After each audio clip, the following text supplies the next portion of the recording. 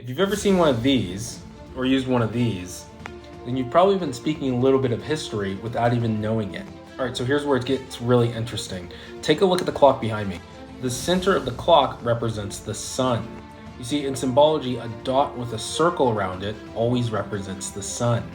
And the hands always tell you what is moving around the sun. When you use the word hour, you're actually referring to the Egyptian god of the sun, Horus, and you're specifying where specifically Horus is on the horizon.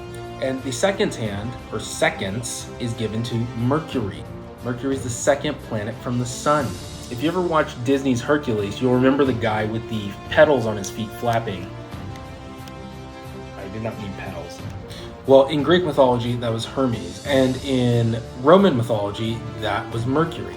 You see, the planet Mercury is one of the fastest in the solar system. It completes the entire orbit in about 88 days. It is fast, and that is why it gives name to these seconds.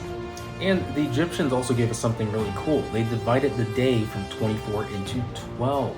You see, your watch is also technically the horoscope. You have 12 signs, and right in the center is the sun, the 13th sign. If you like this video, smash that like button, and then check out my channel to learn more about symbols and ancient mysteries.